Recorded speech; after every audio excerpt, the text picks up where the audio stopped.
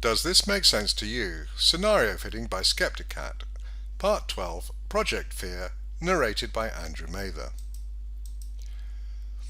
Media manipulation. Action if acting in the interest of the population. Call out media manipulation.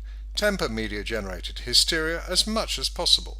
Provide factual information. Call out and reprimand blatant media lies. UK government action. Use media to manipulate the public. Government directs the media to increase the sense of personal threat through hard-hitting emotional messaging. Government lies. Government communication to the public should be truthful, transparent and helpful. The truth was an early casualty from Chris Whitty repeating the blatant nonsense about the virus jumping from the Chinese bat soup to people, despite MI6 and thus Chris Whitty knowing otherwise, to fraudulent death counts, to claiming that a rise in positive test results without a rise in deaths or hospitalizations is bad news. It is very good news, in fact. Continuing to claim that the lockdown avoided 500,000 people dying long after the Ferguson model had been shown to be disastrously flawed and wildly inaccurate also amounts to a lie.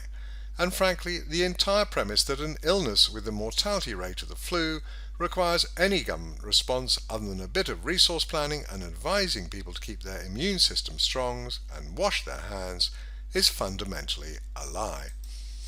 Obfuscation and biased representation of the facts also amounts to dishonesty. A lot of information was kept from the public, that the average age of those who died is above life expectancy, that very few people without a pre-existing condition have died.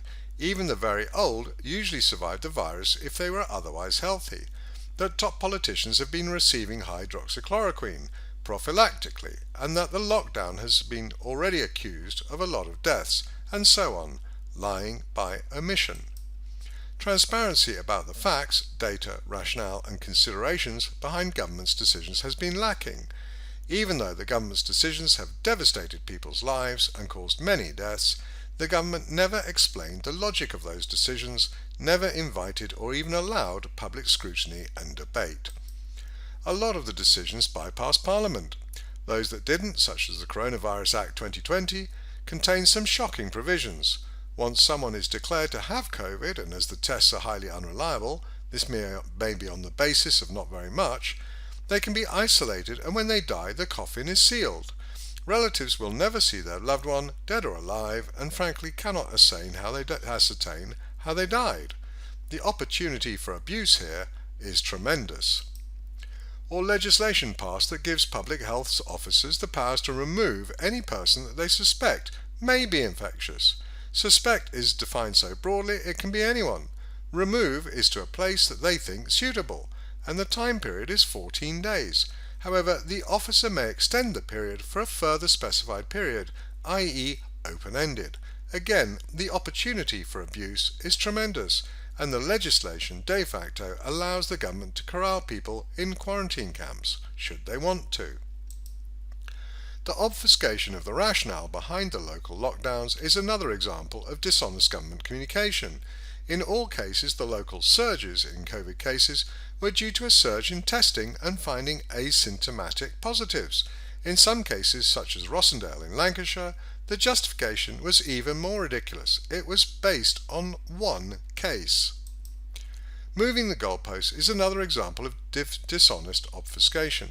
The purpose of the lockdown was stated as flattening the curve, so as to not overwhelm the NHS. Later it was recast as a method of virus elimination.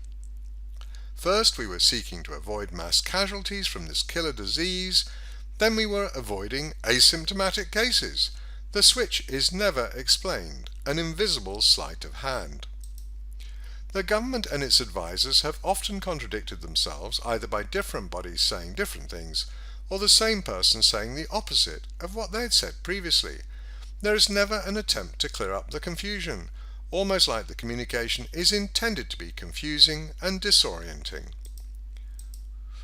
Instead of reassuring the public, government communication described apocalyptic scenarios. Public Health England said 8 million Britons would be hospitalised.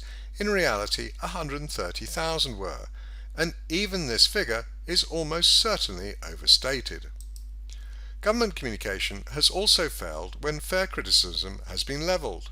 The responses either deflected blame or suggested that reflecting on whether the policies were the correct ones was inappropriate in the middle of a crisis. Not surprisingly, the media has done even worse. Long in the domain of sensationalism and scaremongering, the media has magnified every possible threat or piece of bad news.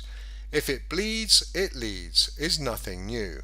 What is new is the almost complete lack of journalistic curiosity or due diligence, while large segments of the media appear to be engaged in a concerted effort of manipulating the public. There are certain messages consistently coming through the media. A few examples.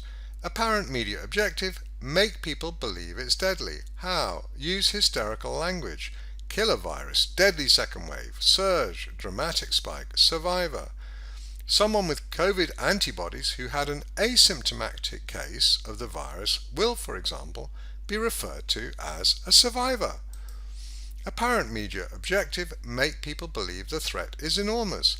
How? Refer to forecasts that predict very large numbers dying and hospitalized, even when the forecasts have been proven to have no veracity. Avoid all contexts, such as that the COVID death count, even when grossly inflated, still doesn't amount to more than a bad flu season. Avoid international contexts, such as that half the world had COVID death rates of 1 in a million and no excess deaths overall since March. Apparent media objective: make people believe they're at high risk. How? Cover up information that shows that the mortality is almost entirely concentrated amongst the very old and the very sick, i.e. people who probably didn't have long to live. Bring fraudulent examples of young and healthy people dying.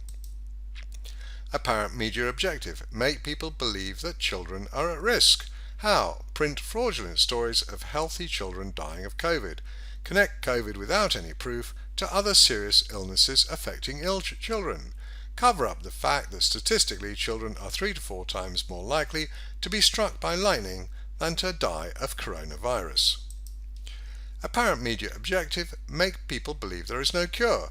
How? Cover up all information on the thousands of doctors and multiple controlled studies that show COVID is easily cured.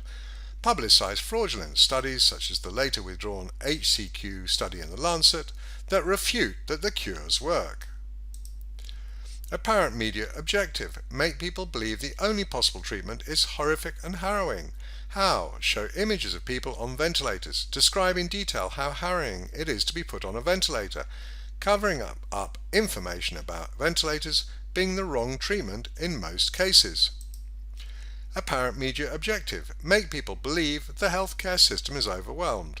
How? Show manipulated images of busy hospitals, print fake stories from healthcare professionals that describe their hospitals at breaking point.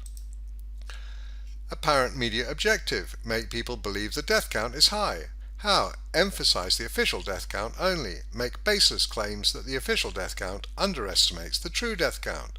Cover up information on the many ways the COVID death count is manipulated to make it look much larger than it is.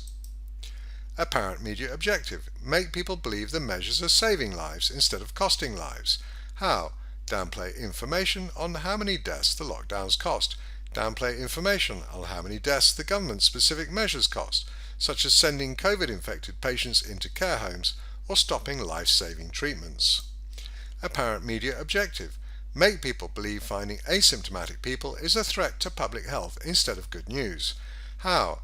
Even though finding a lot of asymptomatic positives, while very few deaths or hospitalizations occur, means that the disease is not very dangerous at all, and also that we are close to herd immunity, nevertheless describe these cases as dangerous surges, refer to healthy people as something to be feared and avoided, spreaders. Apparent media objective: make people believe the virus is highly contagious. How? Cover up controlled studies that show asymptomatic spread almost never occurs, or that touching surfaces does not tend to spread the virus. Instead, describe every possible body part, eyes, long hair, etc., and every normal activity as something highly dangerous. Apparent media objective: make people believe the threat is ready to bounce again, even when the virus is all but gone. How? Instead of reporting the truth that hardly any hospitalizations or deaths are occurring, keep talking about the looming threat, based on neither facts nor data. Apparent media objective. Make people believe they have to sacrifice everything for protecting the public. How? Keep equating certain behaviours with virtue, such as clapping for the NHS, even though the NHS as good as stopped treating non-COVID patients, or wearing masks and even gloves, even though there is very little proof that they help and much evidence that they cause harm. Encourage the public to abuse those not following the nonsensical rules. Apparent media objective. Make people believe there is no other way to deal with the virus. How? Every time the threat of the virus is mentioned, immediately jump to the inevitable solution of lockdowns, isolation measures, quarantines. Even though not only is there no evidence that these measures work, there are other measures that could be considered that would almost certainly be more effective. Apparent media objective. Make people believe that anybody questioning the government's narrative and actions is crazy and dangerous. Demonize everyone who questions or criticize. Describe them as threats to the public. Draw parallels between these people not following the nonsensical rules and those with mental illness. The media is creating panic and hiding information that contradicts the narrative of fear. Creating stress and worry in the population is manipulative and abusive. If this were a relationship, it would be classed as mental abuse. But the worst of it is our government that is directing the media to create fear and stress in the public.